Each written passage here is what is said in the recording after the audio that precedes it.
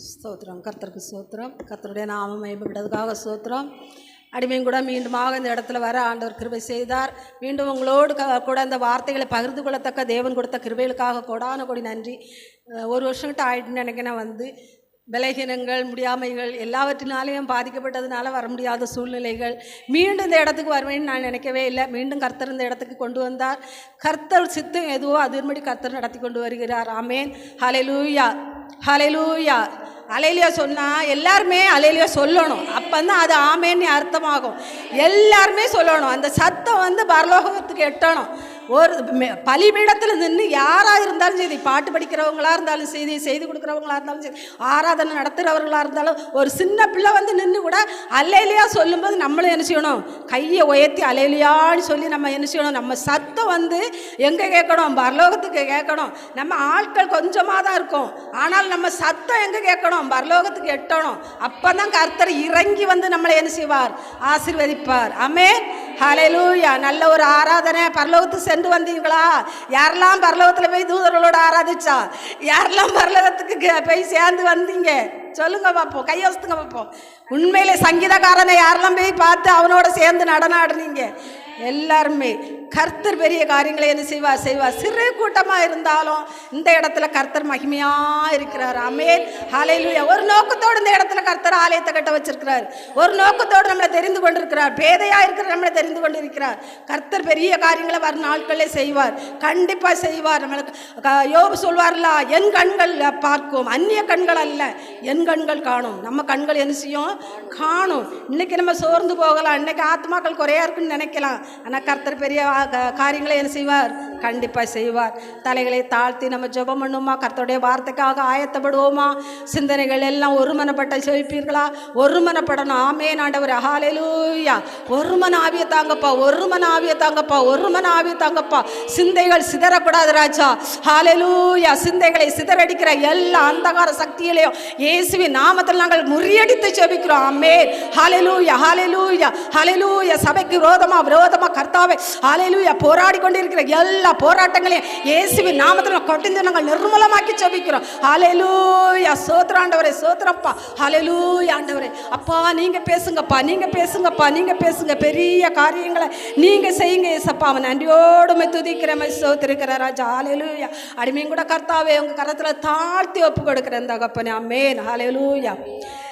திருக்கரத்தா தாங்கி என்னை திரு சித்தம் போல் நடத்திடுமே. கூயவன் கையில் களிமண்ணான் அனுதினம் நீர் வானைந்திடுமே. கூயவன் கையில் களிமண்ணான் அனுதினம் நீர் வானைந்திடுமே.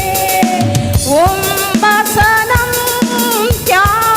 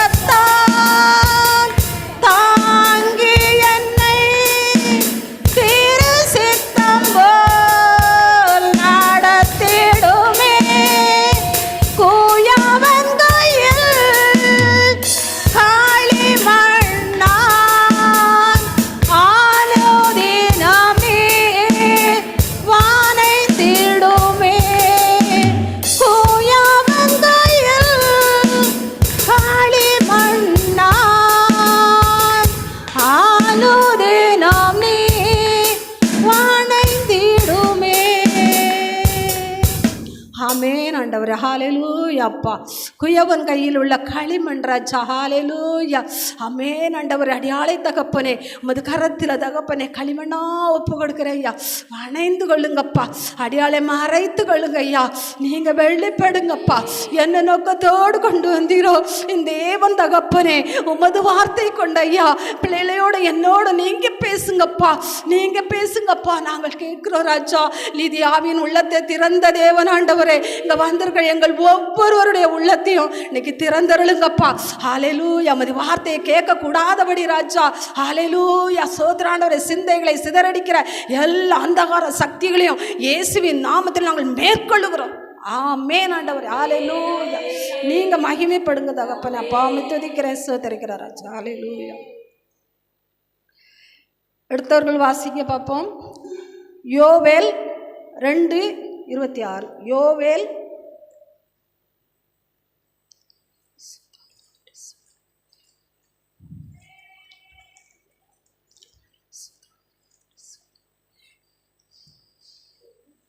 நீங்கள் சம்பூரணமாக சாப்பிட்டு திருப்தி அடைந்து உங்களை அதிசயமாய் நடத்தி வந்த உங்கள் தேவனாகிய கர்த்தருடைய நாமத்தை துதிப்பீர்கள்.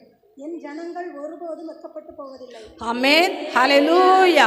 வார்த்தைகளை சொன்ன உடனே ஆமென் சொல்லணும். அப்போ அப்படியே ஆகட்டு. என் ஜனங்கள் ஒருபோதும் என்ன செய்ய மாட்டாங்க? வெட்கப்பட்டு போக மாட்டாங்க. இப்போ நம்ம ஆமென் சொன்னால் நம்ம ஜனங்கள் ஒரு நாள் நம்ம என்ன செய்ய மாட்டோம்? வெட்கப்பட்டு போக மாட்டோம். அவருடைய வார்த்தையை நம்ம என்ன செய்யணும்? ஏற்றுக்கொள்ளணும். அந்த வார்த்தை பலிபீடத்திலிருந்து வருது. அவருடைய வார்த்தை பரலோகத்திலிருந்து இறங்கி வருகிறது. என் ஜனங்கள் ஒருபோதும் வெட்கப்பட்டு போவதில்லை. அப்போ ஆமென் சொல்லிட்டோம்னா நம்ம என்ன செய்ய மாட்டோம்? ஒரு நாளும் வெட்கப்பட்டு போக மாட்டோம். ஹல்லேலூயா. ஆமென். ஆவிக்குரிய சபையில் அந்த 2 வார்த்தைகளும் எப்பொழுதும் உங்க உதடுகள் துதித்து கொண்டே இருக்கணும். எதை சொன்னாலும் ஆமென். பலிபீடத்திலிருந்து ஒரு வார்த்தை வருதா ஆமென் சொல்லுங்க. அது அப்படியே உங்களுக்கு நடக்கும். ஆமென். ஹல்லேலூயா. அப்ப என் ஜனங்கள் என்ன செய்ய மாட்டாங்க? ஒருபோதும் வெட்கப்பட்டு போக மாட்டாங்க. எதனால வெட்கப்பட்டு போக மாட்டாங்க? 25ஆம் வசனத்தை வாசிங்க. நான் உங்களிடத்தில் அனுப்பின என் பெரிய சேனையாக வெட்டுக்கிளிகளும் பச்சை கிளிகளும் முசக்கட்டை பூச்சிகளும் பச்சை புழுக்களும் பட்சித்த வருஷங்களின் விளைவை உங்களுக்கு திரும்ப அளிப்பேன். ஹல்லேலூயா. ஆமென். அப்போ ஆண்டவர் என்ன சொல்றாரு? நான் அனுப்பின வெட்டுக்கிளிகள் என்னதெல்லாம் பச்சை கிளிகள் பூச்சிகள் எல்லாமே என்ன செய்துட்டு அழிச்சு போட்டுட்டு அதை உங்களுக்கு திரும்ப நான் என்ன செய்வேன்? அதை தருவேன்னு சொல்லி ஆண்டவர் என்ன செய்கிறாரு? வாக்கு கொடுக்குறாரு. உங்களுக்கு அழிச்சதை எல்லாமே நான் என்ன செய்வேன்? திரும்ப உங்களுக்கு நான் அதை அழிப்பேன்னு சொல்லி கர்த்தர் வாக்குத்தத்தை கொடுக்குறாரு. அப்போ எதையெல்லாம் இன்னைக்கு நம்ம கிட்டத்துல இருந்து அழிச்சு போட்டிருக்கு? பொல்லாத பிசாசானவனோ மாம்சமோ எதையெல்லாம் நம்ம இடத்துல இருந்து நம்ம குடும்பத்துல இருந்து என்னத்தையெல்லாம் அழிச்சு போட்டு நம்ம சந்தோஷம் சமாதானம் அப்படித்தானே எல்லாவற்றையுமே என்ன செஞ்சுட்டான்? சத்துரு பிடுங்கிட்டான் மொத்தமா. அப்படித்தானே எல்லாவற்றையும் பிடுங்கி கொண்டான். சந்தோஷத்தை இழந்துட்டோம், சமாதானத்தை இழந்துட்டோம், குடும்பத்துக்குள்ள அன்பு இல்லை, ஐக்கியம் இல்லை, எதுவுமே இல்லை, எல்லாவற்றையும் பிசாசு என்ன செஞ்சுட்டான் கொண்டான். அப்ப ஆண்டவர் சொல்றாரு, இன்னைக்கு நான் அதை உங்களுக்கு என்ன செய்வேன்? திரும்ப அளிப்பேன். எதையெல்லாம் பிசாசு உங்ககிட்ட இருந்து வஞ்சித்து எடுத்தானோ எல்லாவற்றையும் திரும்ப உங்களுக்கு நான் என்ன செய்வேன்? அதை அழிப்பேன்னு சொல்லி வாக்குத்தத்தம் கொடுக்குறாரு. அதனால தான் கர்த்தர் சொல்றாரு, நீங்க வெட்கப்பட்டு என்ன செய்ய மாட்டீங்க? போக மாட்டீங்க. ஏன்னு சொன்னா உங்ககிட்ட இருந்து பறித்து கொண்டதை எல்லாமே அவன் திரும்ப உங்ககிட்ட என்ன செய்ய போறான்? தரப்போறான். அவனிடத்துல இருந்து கர்த்தர் நம்மளுக்கு என்ன செய்வாரு? திரும்ப எல்லாவற்றையும் அதை மீண்டுமாக நம்மளை பெற்றுக்கொள்ளத்தக்க ஆண்டவர் செய்வார். கண்டிப்பா அதை என்ன செய்வாரு? செய்வார். ஏற்ற நேரத்தில் அதை என்ன கர்த்தர் செய்வார். ஆமென். ஹல்லேலூயா. அப்படியாக நம்ம என்ன செய்ய மாட்டோம்? ஒரு நாளும் நம்ம என்ன செய்ய மாட்டோம்? வெட்கப்பட்டு போக மாட்டோம். கர்த்தர் நம்மளோட இருக்கிறார். அப்படிதானே? நம்மளை அழைத்த தேவன் உண்மையுள்ள தேவன். ஒரு நாளும் நம்ம என்ன செய்ய மாட்டோம்? வெட்கப்பட்டு போக மாட்டோம். சங்கீதம் 31:17 வாசிங்க. சங்கீதம் 31:17.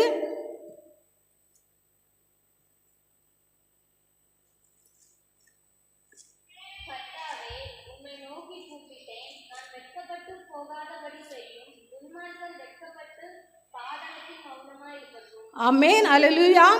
தாவீது ராஜா சொல்றார். தாவீது அவர் பெரிய ஒரு ராஜா.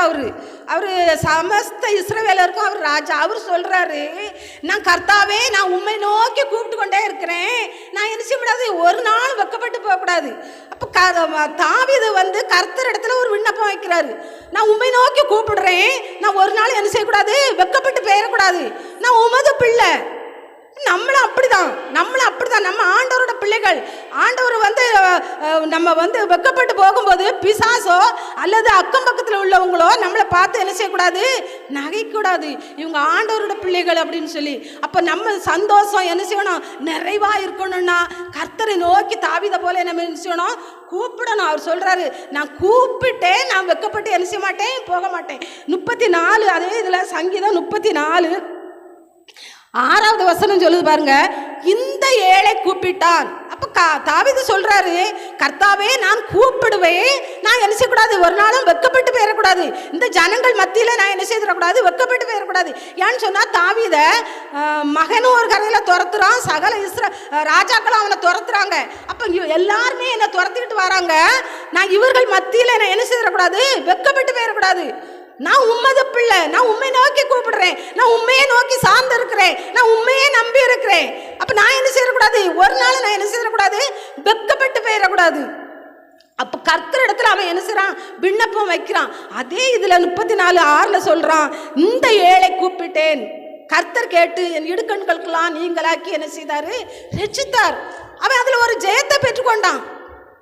அவன் மகன்கிட்டையும் ஜெயத்தை பெற்றுக்கொண்டான், எல்லா ராஜாக்கள்கிட்ட இருந்து என்ன செய்துட்டான், வெற்றியை பெற்றுக்கொண்டான். அதனால தான் சொல்கிறான், நான் இந்த ஏழை, அவன் வந்து பெரிய ஒரு ராஜா, வெள்ளியும் பொன்னுலையும் அவன் என்ன செய்தான், ஒரு ஆலயம் கட்டுனதே மகன்காரன் ஃபுல்லாக தங்க பாளையத்தில் தான் அவன் என்ன செய்தான், பூசினான்.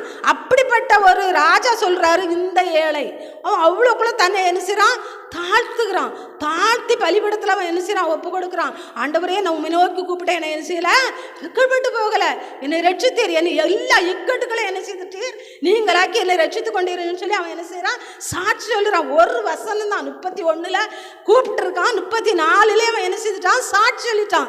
2 வசனத்துக்குள்ளே அவன் சாட்சி சொல்ற மாதிரி கர்த்தர் என்ன செய்யறார், அவனுக்கு விடுதலை கொடுத்தார். அப்போ அவரை நோக்கி நம்ம கூப்பிடும்போது அவர் ஒரு நாள் நம்மளை என்ன செய்ய மாட்டார், வெக்கப்படுத்த மாட்டார். ஆராதனையில் சகோதரி சொன்னாலும், சகோதரி மகா மருமகா சொன்னாலும் தெரியாது, ஆனால் அவங்க சொன்னாங்க, காலையிலே யாரெல்லாம் அவரை நோக்கி நம்ம என்ன செய்கிறோம், வசனத்தை வாசிக்கிறோமா, அவரை நோக்கி பார்க்கோமா, அல்லது தூங்கி முடிச்சோடனே மூஞ்ச கழுவுனமா, காப்பியை போட்டோமா, குடிச்சோமா, பிள்ளைகளை ஸ்கூலுக்கு அனுப்பணுமா, வேலைக்கு போகணுமா, அங்கே போகணுமா, இங்கே போகணுமா, இதே இதில் போகிறோமா, இல்லை முதலாவது கர்த்தரை தேடுறோமா? கர்த்தர் சொல்லியிருக்கார், முதலாவது என்னை தேடுங்கள், அப்பொழுது உங்களுக்கு எல்லாமே கூட கொடுக்கப்படும். முதலாவது என்ன தேடுங்க, அதிகாலையில் என்ன தேடுங்க. எஸ்ஐயாவில் சொல்லி, நீதிமொழிகளில் சொல்லியிருக்காரு, அதிகாலையில் அவரை தேடுறவர்கள் என்ன செய்வார்களா, கண்டுகொள்வார்கள். அவரை தேடும்போது நம்ம ஒரு நாளும் என்ன செய்ய மாட்டோம், வெக்கப்பட்டு போக மாட்டோம்.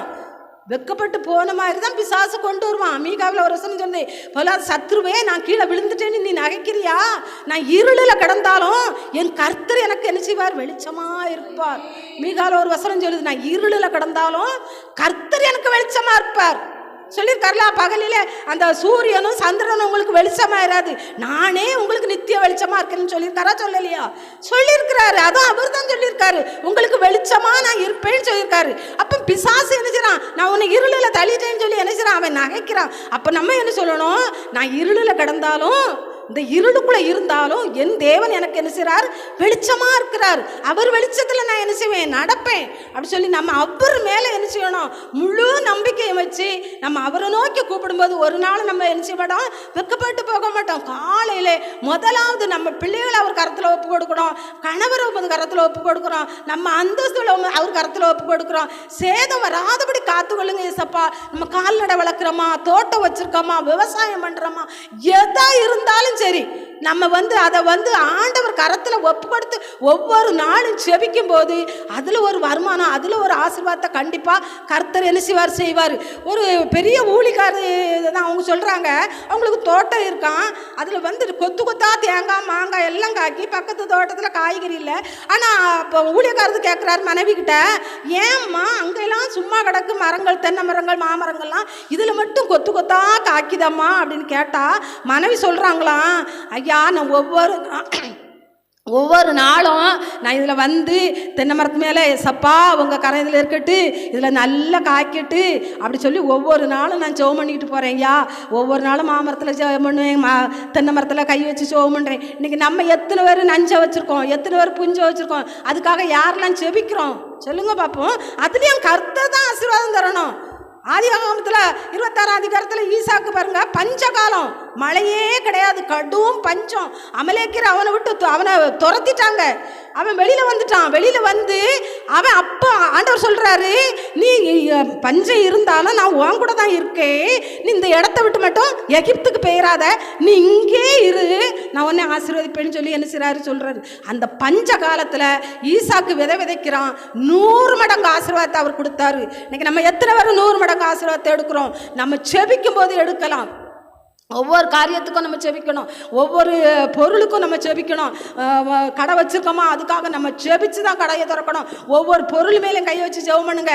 ஆண்டவரே, இந்த பொருள் விற்காம நடக்குது, எனக்கு விற்றுதாங்க, இதை நீங்கள் விற்றுதாங்க அப்படின்னு நம்ம செபிக்கும் போது கண்டிப்பாக கர்த்தர் பெரிய காரியங்கள் செய்வார். ஒரு சின்ன சாட்சி தான், ஆனால் சிரிச்சிருவீங்க. என் செல்ஃபோனு ரிப்பேர் ஆகிட்டு, ஒரு வாரமாக ரிப்பேர் ஆகிட்டு. அப்போ சார்ஜ் தான் ஏற மாட்டேன்னுச்சு. இப்போ ஒரு சில கடையில் கொடுத்தா சார்ஜ் தானே ஏற மாட்டேங்கு அப்படின்னு நானும் எங்கள் வீட்டுக்காரங்க கொண்டு கொடுத்து சார்ஜ் தான் ஏற மாட்டேங்க ஐயா, வேறு ஒன்று. ஆனால் உள்ளே ஏறுது, அந்த செட்டு வடிவத்தில் வருது, ஆனால் நம்பர் கூட மாட்டேங்கு, சார்ஜ் நிற்க மாட்டேங்கு, 0 தான் காமிக்கி அப்படின்னு சொன்ன உடனே அவர் களத்தி எடுத்து பார்த்துட்டு சாயங்காலம் வாங்கம்மா தாரேன், 300 ரூபா ஆகுனாரு.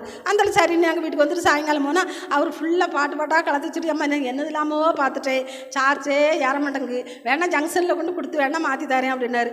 வேண்டாம் ஐயா, என்கிட்ட தந்துருங்க, என் மகளுக்குள்ளது, நான் என் மகிட்ட கேட்டுட்டு செய்துக்கிட்டு அப்படின்னு சொல்லி நான் வாங்கிட்டு வந்துட்டேன். திருப்பி என் மகா சாயங்காலம் ஒரு பெரிய கடையில் ஒன்று கொடுத்தா அவர் 2-3 நாளாக வச்சுருந்து, அம்மா புது பேட்டரி போட்டு பார்த்துட்டோம், புது சார்ஜர் போட்டு பார்த்துட்டோம், என்னது இல்லாமல் பண்ணிட்டோம், ஆனால் சார்ஜ் மட்டும் ஏற மாட்டேங்க, ஆனால் உள்ள கரண்ட் போகுது, அந்த நம்பர் கூட மாட்டேங்க அப்படி சொல்லி கையை விரித்து கையில் கொடுத்துட்டாரு. அந்தாலே அம்மா சொன்னேன், அம்மா டெனிசன் செல்லில் கார்டை போட்டு தரேன், இப்போதைக்கு வச்சுவிடுங்க, இந்த 2 மாதம் போட்டு உங்களுக்கு ஒரு புது செல்லு வாங்கிடுவோம் அப்படின்னு சொன்னால், அந்தால சரி நீ சொல்லி நான் கொண்டு சார்ஜ்லேயே போட்டேன். 3 நாளாக அதை கையை வச்சு சோமணுமே, ஆண்டவரே சார்ஜ் ஏறிரட்டப்பா, வீண் செலவு வரக்கூடாது, ஏசப்பா சார்ஜ் ஏறிரட்டு.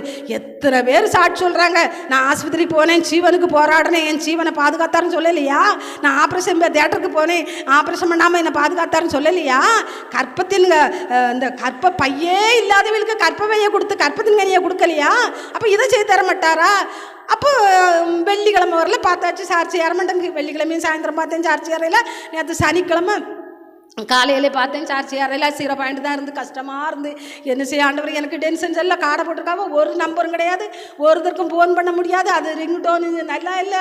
எனக்கு அந்த செல்லை பார்த்தாலே அருவருப்பாக இருக்குது, கஷ்டமாக இருந்தேன். என் செல்லுலேயே நான் கண்டதெல்லாம் பார்க்க மாட்டேன். வாட்ஸ்அப்பு யூடியூப்பில் ஆண்டவரோட நாமத்தை பயன்படுத்த அந்த வார்த்தைகள் பாட்டுகள் இதில் தான் போவேனே தவிர வேறு எதுக்குள்ளேயும் நான் போக மாட்டேன். வாட்ஸ்அப்பில் வந்து நிறைய பேருக்கு வசனம் போடுவேன், குரூப்பில் வசனம் போடுவேன், பாட்டு வைப்பேன், அதுதான், வேறு எதுக்குள்ளேயும் நான் போக மாட்டேன். அதனால் கருத்தர் நேற்று சாயங்காலம் நான் என்ன செய்தேன், அதே மாதிரி கையை வச்சு ஜெபம் பண்ணேன். ஏசப்பா, நாளைக்கு நான் சர்ச்சுக்கு போகும்போது இந்த செல்லை தான் நான் கொண்டு போனோம், என் காடை மாற்றி நான் இதில் போட்டு ஒரு 3 மணி 4 மணி இருக்கும், அப்போ தான் ஜெபம் பண்ணேன். ஏசப்பா, இந்த செல்லை தான் நாளைக்கு நான் கொண்டு போனேன், எனக்கு இதுதான் பிடிச்சிருக்கு, எனக்கு புது செல்லு வேண்டாம் ஏசப்பா, இதை நீங்கள் எதில் ஓப்பன் பண்ணாலும் எனக்கு அதுதான் வரும், வசனம் வரும், உடனே பாட்டு வரும், வேறு எதுவும் வராது. அப்போ எனக்கு இதுதான் வேணும் ஏசப்பா, எனக்கு எப்படியாவது நீங்கள் இதை சரி பண்ணி தந்துருங்க அப்படி சொல்லி ஜெபம் பண்ணி சார்ஜில் போட்டுட்டு போயிட்டேன். ஒரு 7 மணிக்கு ஜெபம் பண்ண வரும்போது எடுத்து பார்க்க 97 பாயிண்ட் ஏறி இருக்கு.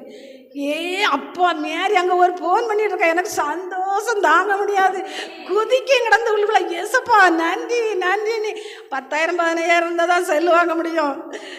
500 ரூபா கூட செலவு அளிக்கல, 50 ரூபா தான் கொடுத்தேன் ஒரு ஆளுக்கு மட்டும். ஏன்னா காலையிலேருந்து கலத்தி அவர் பார்த்துருக்காரு, சும்மா வேண்டாம் ஏன் நீங்கள் 50 ரூபா வச்சுருங்க நீ கொடுத்துட்டு வந்தேன்.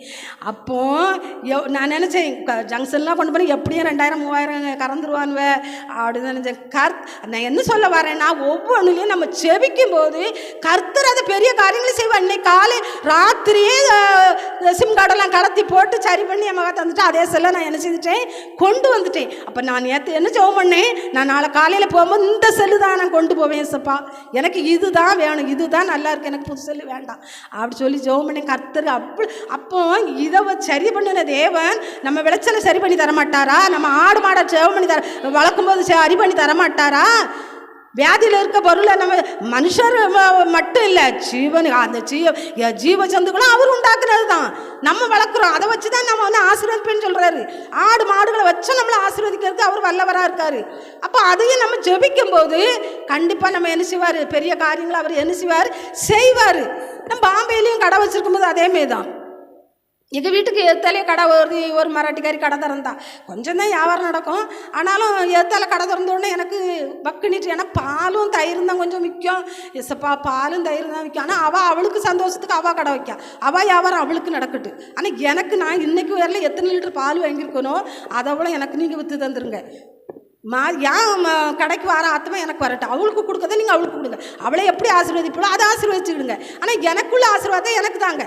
என் கடையில் வர்ற இன்றைக்கி நான் ஒரு 5000 ரூபாய்க்கு வியாபாரம் நடந்திருக்கேன்னா நாளைக்கு அதில் 500 ரூபாய் எனக்கு குறையக்கூடாது. அந்த 500 அவளுக்கு போகக்கூடாது, எனக்கு தாங்க. அவளுக்கு புது ஆத்மாக்களை கொடுங்க அப்படின்னு சொல்லி ஒவ்வொரு நாளும் ஜெபம் பண்ணி அன்னைக்கு முதலாவது என்ன வியாபாரம் நடக்கோ 50 ரூபாய்க்கு 100 ரூபாய்க்கு 5 ரூபாய்க்கு உண்டியில் வச்சுருப்பேன், அதுக்குள்ளே போட்டுருவேன். முதலாவது யார் காசை கையில் தந்து வியாபாரம் வாங்குகிறாங்களோ அந்த காசை அப்படி உண்டியலில் போட்டுருவேன். உண்டியல் போட்டு சேர்த்து வச்சு தசம்பாகம் பண்ணி கொண்டு கொடுப்பேன். அதுக்கு பிறகு கர்த்தர் எங்களை நல்லா ஆசீர்வதிச்சார். நான் 1000 ரூபா கொடுத்து தான் அந்த கடையை தொடங்கணும். அந்த கடையை வைக்க வேண்டி தான் இன்றைக்கி ஆசீர்வாதமாக நாங்கள் என்ன செய்திருக்கோம் இருக்கோம். ஏன்னு சொன்னால் அதில் உள்ள வருமானம் தான் இன்றைக்கி நாங்கள் பிக்ஸில் போட்டு வச்சு எழுதி என்ன செய்தோம் பிழைத்து கொண்டோம். அப்படி இல்லைன்னா அந்த நேரத்துலேயே பென்ஷன் எல்லாமே எங்களுக்கு என்ன செய்துட்டோம். அந்த வேலையில் கிடைச்ச காசு எல்லாமே செலவழிஞ்சு போயிருக்கோம். இன்றைக்கி நாங்கள் யார் கையை நம்பி தான் இருக்கணும். அப்போ கர்த்தர் ஆசீர்வதிக்கிறது எதுலனாலும் நம்மளை செபிக்கும் போது கர்த்தர் ஆசீர்வதிப்பார். செபிக்க தெரியாது. அதிகாலையில் எழும்புவேன். அந்த சர்ச்சுக்கு நான் அப்போ தான் போவானே. அதிகாலையில் எழும்புவேன், ஆசீர்வதிங்க ஆசீர்வதி. இப்போ ஆசீர்வதிங்கலாம் கேட்க தெரியாது. ஆசீர்வதிங்கப்பா, என் கடையை ஆசீர்வதிங்கப்பா. எங்கள் தாய் வந்து சொல்லுவாள், ஒரே ஆசீர்வதிங்க ஆசீர்வதிங்கன்னு தான் கேட்டுடக்கா அப்படின்னே சொல்கிறாருங்க எசப்பா அப்படின்னு வந்து சொல்லுவேன். எனக்கு அதுதான் தெரியும், வேறு எதுவும் தெரியாது. அப்படி கர்த்தர் என்ன செய்தார், அந்த கடையை நம்மளுக்கு என்ன செய்தார், ஆசீர்வாதமாக்கி தந்தார். ஏற்ற நேரத்தில் அவரை நம்ம என்ன செய்வார், உயர்த்துவார். கண்டிப்பாக நம்மளை என்ன செய்வார், ஒரு நாள் வெக்கப்படும். ஏன்னா அவருடைய பிள்ளைகள் நம்ம. இப்போ நம்ம ஒரு பிள்ளையை வளர்க்கணும்னா அந்த பிள்ளைகள் வெக்கப்பட்டு போகிறதுக்காக நம்ம வளர்க்கோம் இல்லையே. அந்த பிள்ளை ஆசீர்வாதமாக இருக்கணும். ஒரு பிள்ளையாக இருந்தாலும் அந்த பிள்ளை ஆசீர்வாதமாக இருக்கணும். என் பிள்ளை வெக்கப்பட்டு போயிடக்கூடாது, 4 பேர் மத்தியில் கேவலப்பட்டுறக்கூடாது, 4 பேர் அசிங்கமாக என் பிள்ளையை சொல்லிடக்கூடாது. அப்படி தானே நினச்சி நம்ம பிள்ளைகளை வளர்க்கோம், படிக்க வைக்கிறோம், ஆளாக்குறோம். அதே தானே அவரும் விரும்புகிறாரு. என் பிள்ளைகள் கஷ்டப்பட்டு போயிடக்கூடாது, என் பிள்ளைகள் கண்ணீர் குடிக்கக்கூடாது, என் பிள்ளைகள் என்ன செய்யக்கூடாது, அடுத்தவங்ககிட்ட போய் நான் கஷ்டப்படுறேன்னு சொல்லக்கூடாது அப்படி சொல்லி ஆண்டவர் என்ன செய்கிறாரு நினைக்கிறாரு. அதனால் நம்மளை என்ன செய்வார், ஒரு நாள் அவர் என்ன செய்ய மாட்டார், வெட்கப்படுத்தவே மாட்டார். கண்டிப்பாக நம்மளை என்ன செய்வார், ஆசீர்வதிப்பார். இன்னொரு வசனம் வாசிப்போம். சங்கீதம் 22:5. சங்கீதம் 22:5.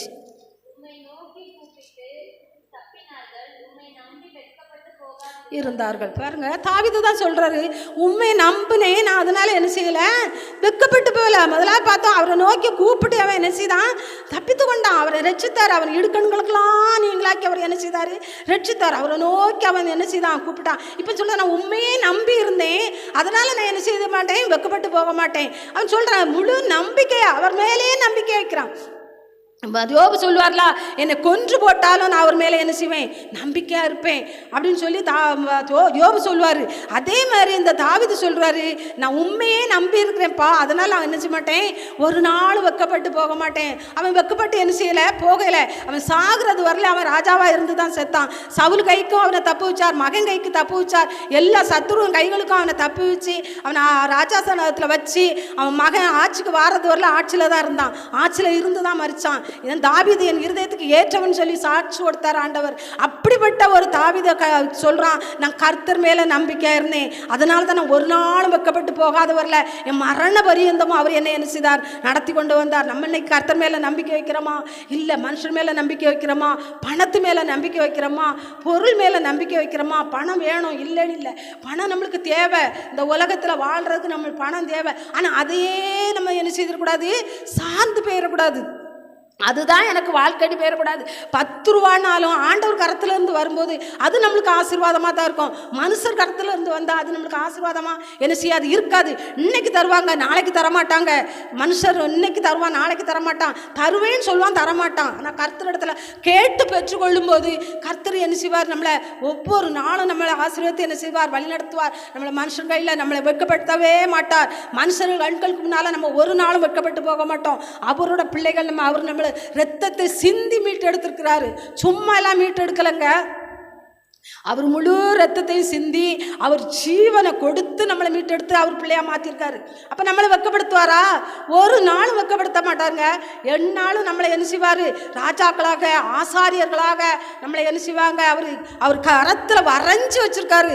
அதனால நம்மளை ஒவ்வொரு நாளும் என்ன செய்வார்? அவர் பார்த்து கொண்டு இருக்கிறார். நம்மளை ஒரு நாளும் என்ன செய்வார்? வெக்கப்படுத்த மாட்டார். அது மட்டும் இல்லை, நம்ம ஒன்று திராணிக்கு மேலே நம்ம என்ன செய்ய மாட்டேன், உங்களை சோதிக்க மாட்டேன்னு சொல்லியிருக்காரு.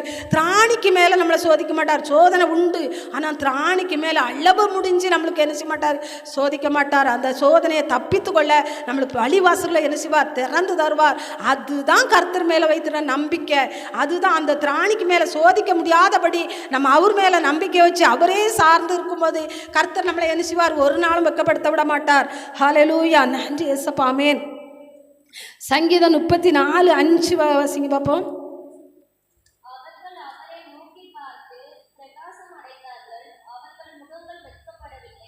ஆமென், ஹல்லேலூயா. அப்போ அவர்கள் முகங்கள் என்ன செய்யலை? வெட்கப்பட்டு போகலை. அவர்களை நோக்கி பார்த்தவர்கள் எல்லாருமே என்ன செய்தாங்க? பிரகாசம் அடைந்தார்கள். மோசே அவர் சமூகத்திலே காத்திருந்து ஒவ்வொரு நாளும் செபிக்கும் போது அவர் முகம் என்ன செய்துச்சான்? பிரகாசமாக இருந்துச்சான்.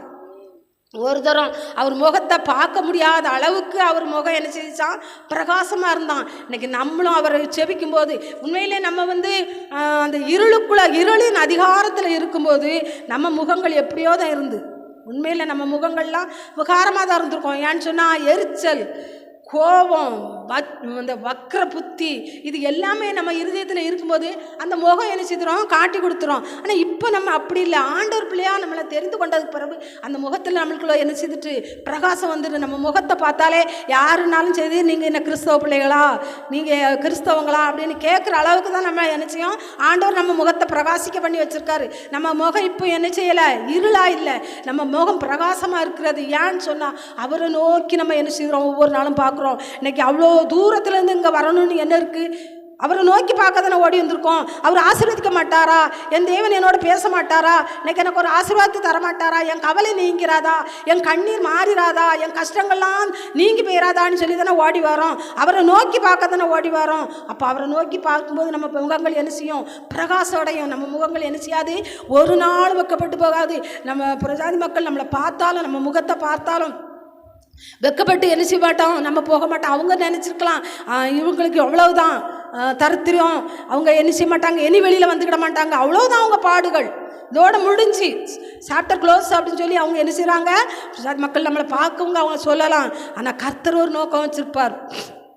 நம்மளை அழைச்சவர் அவர் உண்மையுள்ள தேவன். அவர் எதுக்காக நம்மளை அழைச்சிருக்காரோ அதை கண்டிப்பாக அவர் என்ன செய்வார்? நிறைவேற்றுவார். சும்மா எல்லாம் விட மாட்டார். அப்படி தானே?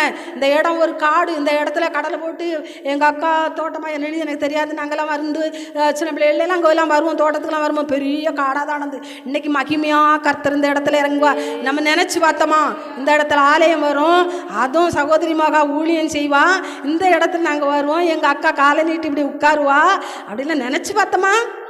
நினச்சி பார்க்காததை செய்கிறவர் தான் அவர். எங்கள் அக்கா சொல்லுவா, நான் கல்யாணம் முடிஞ்ச புதுசில் ஆசையில் என்ன கட்டி கொடுத்தாங்க, சத்தியவேதத்துக்குள்ள மட்டும் பெயராத, ஏன்னா பெயராத என்ன ஆசையை விட்டு தூர பெயரக்கூடாது சரியா அப்படின்னு சொல்லி கட்டி கொடுத்தது.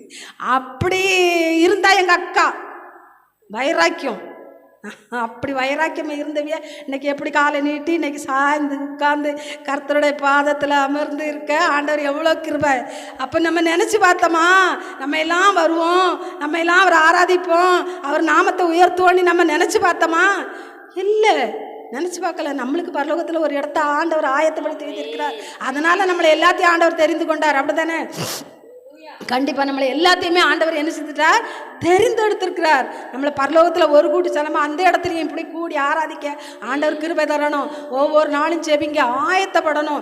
கர்த்தர் வருகை வெகு சீக்கிரம். இன்னைக்கு உலகத்தில் நம்ம வெட்கப்பட்டு போகாமல் இருக்கிறது கரெக்டு தான். இன்னைக்கு மனுஷர்கள் மத்தியில் நம்ம வெட்கப்பட்டு போகாமல் இருக்கலாம், ஆண்டவர் வெட்கப்பட மாட்டார். ஆனால் அங்கே போகணும், அங்கே நம்ம வெட்கப்பட்டு போயிடக்கூடாது. கர்த்தருக்கு முன்னால் நம்ம வெட்கப்பட்டு நின்றக்கூடாது.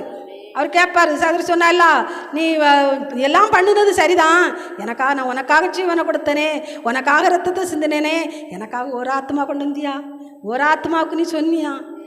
கண்டிப்பாக கேட்பார். வாசலோடு கேட்டு தான் நம்மளை உள்ளே கொண்டு போவார்.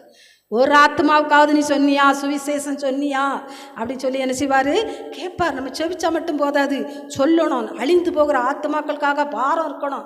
ஒரு ஆத்மா அழியுதா, குடியில் இருக்கா, ஐயோ இந்த ஆத்மா நரகத்துக்கு போயிடக்கூடாது ஆண்டவரே, இந்த ஆத்மா ரட்சிக்கப்படணுமே, அவர்கிட்ட சொல்ல முடியாது தான். அதுக்காக நம்ம மன்றாடணும், அதுக்காக நம்ம ஜெபிக்கணும். கண்டிப்பாக கர்த்தர் அதையும் கேட்பார். என் பிள்ளை அந்த குடிகாரனுக்காக ஜெபிக்கிறா, அதில் ஒரு மனம் திரும்புதல் கர்த்தர் கட்டளை ஏற்ற நேரத்தில் யார் மூலமாவது அவர்கள் அந்த வார்த்தை போய் அவங்க வந்து மனம் திரும்புவார்.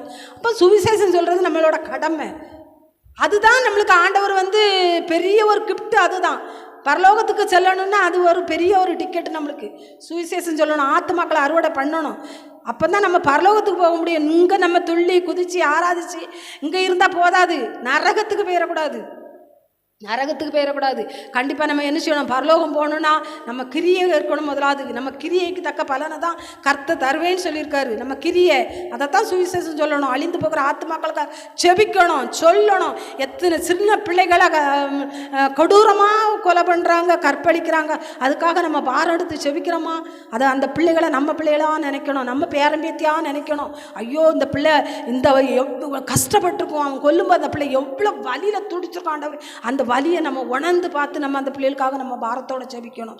கண்டிப்பாக ஜெபிக்கும்போது அந்த இதுக்கு ஆண்டவர் பெரிய கிருபை செய்வார், அதற்கேற்ற பலனையும் நம்மளுக்கு தருவார். யோபு அவன் சிநேகத்திற்காக ஜெபிக்கும்போது அவன் சிறையிருப்பா கர்த்தர் மாற்றினார. நம்ம பிறருக்காக நம்ம ஜெபிக்கும்போது கண்டிப்பாக நம்ம சிறையிருப்பையும் கர்த்தர் என்ன செய்வார், மாற்றுவார். அது மட்டும் இல்லை, வெட்கப்பட்டு போகாதபடி நம்மளை என்ன செய்வார், கிருபையாக நம்ம மனமிறங்கி செய்வார். நம்மளுக்கு விரோதமாக எழும்புறவர்களுக்காக நம்ம ஜெபிக்கணும், துன்மார்க்கனுக்காக ஜெபிக்கணும், தீவிரவாதிகளுக்காக ஜெபிக்கணும், உலகத்தில் அழிந்து கொண்டிருக்கிற ஆத்மாக்களுக்காக நம்ம ஜெபிக்கணும். அதுக்கு தான் நம்மளை ஆண்டவர் கர்த்தர் நம்மளை தெரிந்தெடுத்திருக்கிறார். இதையெல்லாம் கர்த்தர் உனக்காக வாங்க கையில் தானே தந்தேன்னு கேட்பார். இந்த ஆத்மாவெல்லாம் உனக்கு நினைப்பூட்டினேனே, உனக்கு குடிகாரனை உனக்கு நினைப்பூட்ட இல்லையா, சின்ன பிள்ளைகளை உனக்கு நினைப்பூட்ட இல்லையா, நீ ஜெபிச்சியா, அந்த பிள்ளைகளுக்காக ஜெபிச்சியா, அந்த பிள்ளை கதற கதற கதற செத்துச்சியா, அந்த பிள்ளைக்காக நீ ஜெபிச்சியா, ஒரு நிமிஷம் அதுக்காக நீ ஒதுக்குனியா அப்படின்னு கர்த்தர் என்ன செய்வார், கேட்பார். அது மட்டும் இல்லை, வாலிய பிள்ளைகள் இன்னைக்கு செல்ஃபோனுக்கு அடிமையாக இருக்காங்க, அதுக்காக ஜெபிக்கிறோமா? அதுக்காக ஜெபிக்கணும். அந்த பிள்ளைகளுக்காக நம்ம ஜெபிக்கும்போது நம்ம பிள்ளைகள் காக்கப்படும், நம்ம பிள்ளைகள் என்ன செய்யும், காக்கப்படும். வாலிப பிள்ளைகளுக்காக இன்னைக்கு கர்த்தர் பாரத்தோடு நம்ம ரொம்ப பாரம் எடுக்கணும். வாலிப பிள்ளைகளுக்கும் சிறு பிள்ளைகளுக்கும் ரொம்ப பாரத்தோடு நம்ம ஜெபிக்கணும். இதையெல்லாம் கர்த்தர் என்ன செய்கிறார், பார்த்து கொண்டு இருக்கிறார். எதுக்காக அழிவை விடுறாரு, நம்ம ஜெபிக்கணும், நம்ம ஜெபிக்கணும், திறப்பில் நிற்கணும். அதுக்காக தான் இந்த பாடுகள் உபத்திரங்கள் எல்லாமே. நம்ம வாழ்ந்தால் மட்டும் போதும், நம்ம பரலோகம் போனால் மட்டும் போதும் அப்படி நினைக்கவே கூடாது. நம்ம கூட இருக்கவங்களும் நம்ம என்ன செய்யணும், பரலோகத்துக்கு வரணும். நம்ம கண்கள் காணுகிற நம்ம ஜெபிக்கணும், ஆண்டவரே என் கண்கள் காணுகிற ஒவ்வொரு ஆத்மாவும் பரலோகத்தில் நான் காணணும் எஸ்ஸப்பா அப்படின்னு நம்ம ஜெபிக்கும் போது கர்த்தர் பெரிய காரியங்களை என்ன செய்வார். கண்டிப்பாக கர்த்தர் என்ன செய்வார். இதுவரையான ஒரு வசனம் வாசிப்போம். சங்கீதம் 25:2, நான் உண்மை நோக்கி அவரை நோக்கி காத்திருக்கிற ஒவ்வொருவரும் நம்ம என்ன செய்ய மாட்டோமா, வெட்கப்பட்டு போக மாட்டோமா, காத்திருக்கணும். அவருக்காக அதிகாலையில் எழும்பி காத்திருக்கிறோமா? கண்டிப்பாக காத்திருக்கணும். அதிகாலையில் எழும்பி காத்திருந்து அவர்கிட்ட வசனத்தை கேட்டு ஜெபித்து அதிகாலையில் தேசத்துக்காக திறப்பில் நின்று ஜெபிக்கணும். தேசம் அழிந்து கொண்டு இருக்கிறது, பொல்லாங்கான் கையில் இருக்குது தேசம், உலகம் எங்கே இருக்குது, பொல்லாங்கான் கையில் இருக்குது. அப்போ அந்த பொல்லாங்கான் கையில் இருந்து நம்ம விடுவிக்கணும். நம்ம தேசத்துக்காக பாரத்தோடு கண்டிப்பாக நம்ம ஜெபிக்கும்போது கர்த்தர் நம்ம தேசத்தில் உள்ள மக்கள் என்னெல்லாம் அசைக்கலாம். நம்ம எல்லாரும் ஜெபிக்கும் போது கண்டிப்பாக கர்த்தர் என்ன செய்வார், தேசத்தை அசைப்பார்.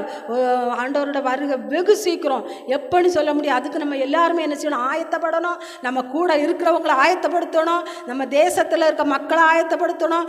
எல்லாரையும் கூட்டி ஒரு கோடி ஆத்துமாக்களை நம்ம என்ன செய்யணும், கூட கொண்டு சேர்க்கணும். அப்போ தான் கர்த்தரை நம்மளை சந்தோஷப்படும். என் பிள்ளைகளுக்காக நான் ரத்தத்தை சிந்தினேன், என் பிள்ளைகளுக்காக ஜீவனை கொடுத்தேன், என் பிள்ளைகள் எனக்காக பிரயாசப்படுறாங்கன்னு சந்தோஷப்படுவார். இன்னும் ஒரு வசனம் மட்டும் வாசிப்போம். ஏசாயா 57 இந்த ஒரு வசனத்தை மட்டும் வாசித்து முடிப்போம். கர்த்தராகிய ஆண்டவர் எனக்கு துணை செய்கிறார், ஆகையால் நான் வெட்கப்படேன். நான் வெட்கப்பட்டு போவதில்லை என்று அறிந்திருக்கிறேன், ஆதலால் என் முகத்தை கற்பாரை போலாக்கினேன். ஹல்லேலூயா. சொல்லுதான், கர்த்தர் எனக்கு என்ன செய்கிறாரு, துணை செய்கிறார். அதனால் நான் என்ன செய்ய மாட்டேன். ஏசாயா தீர்க்கதரிசி என்ன செய்கிறாரு சொல்கிறார், கர்த்தர் எனக்கு என்ன செய்கிறாரு, துணையாக இருக்கிறார். கர்த்தர் துணையாக நம்மளுக்கு இருக்கும்போது நம்ம முகங்கள் என்ன செய்யாது, ஒரு நாள் வெட்கப்பட்டு போகாது. அப்படி தான் சொல்கிறார் ஏசாயா, நான் கர்த்தர் எனக்கு துணையாக இருக்கிறாரு, அதனால் நான் என்ன செய்ய மாட்டேன், வெட்கப்பட்டு போக மாட்டேன். ஒரு நாள் நான் என்ன செய்ய மாட்டேன், வெட்கப்பட்டு போவதில்லைன்னு அறிந்திருக்கிறேன். அவர் என்ன சொல்கிறாரு? அறிந்திருக்கிறேன், நான் வெட்கப்பட்டு ஒரு நாளும் போக மாட்டேன்னு சொல்லி நான் அறிந்திருக்கிறேன். என் தேவன் எனக்கு என்ன செய்கிறாரு? துணையாக இருக்கிறாரு. அதனால் நான் என்ன செய்ய மாட்டேன், ஒரு நாளும் என்ன செய்ய மாட்டேன், நான் வெட்கப்பட்டு போக மாட்டேன், நான் வெட்கப்பட்டு போக மாட்டேன்னு சொல்லி நான் அறிந்து கொண்டிருக்கிறேன். இந்த வசனத்தை, இந்த வார்த்தையை நம்ம என்ன செய்வோம்? ஒவ்வொரு நாளும் சொல்லி சொல்லி சொல்லிப்போம். ஆண்டவரே, நீங்கள் தானப்பா சொன்னீங்க, அறிந்திருக்கிறேன், உண்மை நம்பி உண்மைக்கு நோக்கி கூப்பிட்டு உண்மை நம்பி உமக்கு காத்திருந்து ஒரு நாள் நாங்கள் என்ன செய்ய மாட்டோம், ஜெபிக்கும் போது கண்டிப்பாக எங்களை நீங்கள் என்ன செய்ய மாட்டேன், வெட்கப்படுத்த மாட்டீங்கன்னு சொல்லி நான் என்ன செய்திருக்கேன், அறிந்திருக்கிறேன். சப்பா, ஒவ்வொரு நாளும் எங்களை நீங்கள் ஆசீர்வதிங்க, காத்துக்கொள்ளுங்கன்னு சொல்லி கண்டிப்பாக கர்த்தரை நோக்கி நம்ம என்ன செய்வோம், காத்திருந்து ஜெபம் பண்ணுவோம். கர்த்தர் கண்டிப்பாக நம்மளை ஆசீர்வதிப்பார், பெரிய காரியங்களை செய்வார். வெட்கப்படுத்த என்ன செய்ய மாட்டார். ஒரு நாளும் நம்மளை என்ன செய்ய மாட்டார், வெட்கப்படுத்த மாட்டார். சரியா? ஹல்லேலூயா. அந்த தேவாசத்தை தேவன் நம்மளுக்கு என்ன செய்வார், ஆசீர்வாதமாக்கி தருவார். ஆமென். ஹல்லேலூயா. நன்றி சப்பா, நன்றி ஆண்டவரே, நன்றியோடு துதிக்கிறோம், சோதரிக்கிறோம் கர்த்தாவே. ஹல்லேலூயா. நன்றி ஆவியானவரே. சோத்திரம்ப்பா, சோத்திரம் சோத்திரம் சோத்திரம் சோத்திரம் சோத்திரம். ஹல்லேலூயா. ஸ்தோத்திரம்ப்பா. ஹல்லேலூயா. அப்பா, அந்த வார்த்தைகளை எங்களுக்கு கர்த்தாவே பிரயோஜனப்படுத்தி தாங்க சப்பா. ஆமென் ஆண்டவரே. அப்பா, அந்த வார்த்தை நல்லா இருந்து நீ சொல்லக்கூடாது ஆண்டவரே, எங்களுக்கு பிரயோஜனமாக இருந்து சொல்லணும் தகப்பனே. ஆமென் ஆண்டவரே. உம்மை நோக்கி பார்த்தவர்கள் கர்த்தாவே, நாங்கள் ஒரு நாள் வெட்கப்பட்டு போகக்கூடாதப்பா, ஒரு நாள் வெட்கப்பட்டு போகக்கூடாது ஐயா. பிசாசானவன் தகப்பனே எங்களை வெட்கப்படுத்தணுமா நினைக்கலாம் ராஜா. ஆனாலும் கர்த்தாவே, நாங்கள் இருளிலே இருந்தாலும் ராஜா, உமது வெளிச்சம் எங்களுக்குள்ள இருக்கிறது ஐயா. உமது வெளிச்சத்தில் நாங்கள் நடக்கணும் தகப்பனே. ஆமென் ஆண்டவரே. எங்கள் கால்களுக்கு தீபமா இருக்கிறீங்கப்பா. ஹல்லேலூயா ராஜா. நாங்கள் ஒரு நாள் வெட்கப்பட்டு போகக்கூடாது ராஜா. ஆமென் ஆண்டவரே. ஹல்லேலூயா. உம்மைத்தான் நான் பார்க்கிறேன், பிரகாசம் அடைகின்றேன். உம்மைத்தான் நான் பார்க்கிறேன், பிரகாசம் அடைகின்றேன். அவமானம் அடைவதில்லை அப்பா, நான் உமது பிள்ளை. ஒரு நாளும் அவமானம் அடைவதில்லை அப்பா, நான் உமது பிள்ளை. கண்கள் நீதிமானை பார்க்கின்றன, உம் செவிகள் மன்றாட் கேட்கின்றன. கண்கள் நீதிமானை பார்க்கின்றன, உம் செவிகள் மன்றாட்டை கேட்கின்றன. இடு கண்ணீக்கி விடுவிக்கின்றீர், இடு கண்ணீக்கி விடுவிக்கின்றீர். இறுதி வரை என்னை நடத்தி செல்வீர், இறுதி வரை என்னை நடத்தி செல்வீர். அவமானம் அடைவதில்லை. எல்லாரும் சொல்லுவோமா? எல்லாரும் வாயை திறந்து சொல்லுவோமா? ஆண்டவரே, நான் அவமானம் அடையக்கூடாதப்பா. நன்றே அப்பா, சோத்திர ஆண்டவரே. அப்பா, பிரஜாதி மக்கள் மத்தியில ராஜா, நாங்கள் அவமானப்பட்டு போகக்கூடாதப்பா. அப்பா, நாங்கள் உமது பிள்ளையா, உம்மை நோக்கி பார்க்கிறையா, நாங்கள் பிரகாசம் அடையணும் தகப்பனே. ஓ ஜீசஸ். ஹல்லேலூயா அப்பா. ஆமென் ஆண்டவரே. அன்னைக்கு மோசேய கர்த்தாவே, அவர் முகம் பிரகாசம் அடைந்ததே, எங்கள் முகம் பிரகாசம் அடையணுமே. என் தேவன் இறங்குவீராக ராஜா. ஏசாயா சொன்னாரே, என் தேவன் என்ன துணைக்கிறார், நான் ஒரு நாள் வெட்கப்பட்டு போக மாட்டேன்னு சொன்னாரே, அதுபோல கர்த்தாவே எங்க முகங்கள் வெட்கப்பட்டு போகக்கூடாதப்பா. ஓ ஜீசஸ், இறங்குவீராக ராஜா. இறங்குங்கப்பா, இறங்குங்கப்பா. ஒவ்வொருவருடைய உள்ளத்துல இறங்குங்க ராஜா. என் தேவன் தகப்பனே, ஒரு சிறி வளரமா துரி வளரமா அப்பா, துதிக்கிற ராஜா. அரே உரிக்க வளர வர வர வர வர. நன்றி ஆண்டவரே, நன்றி அப்பா, நன்றி நன்றி நன்றி. உடைந்த நொந்த உள்ளத்தோடு கூடவே இருந்து பாதுகாக்கின்றேன். உடைந்த நொந்த உள்ளத்தோடு கூடவே இருந்து பாதுகாக்கின்றேன். அநேக துன்பங்கள் சேர்ந்து வந்தாலோ, அநேக துன்பங்கள் சேர்ந்து வந்தாலோ, அனைத்து நீர் விட வைப்பேன், அனைத்து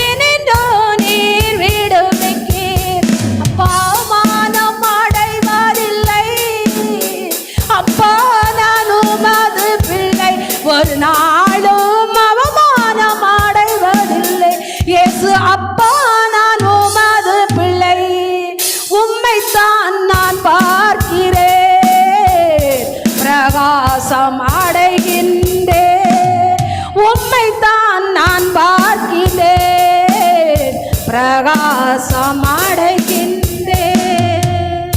ஹல்லேலூயா. அப்பா உம்மை துதிக்கிறோம் ஐயா. ஹல்லேலூயா. உமது வார்த்தைக்கு ஜீவன் உண்டு ஐயா. என் தகப்பனே உமது வார்த்தைக்கு ஜீவன் உண்டு. அப்பா உம்மை துதிக்கிறோம் ஐயா. ஹல்லேலூயா.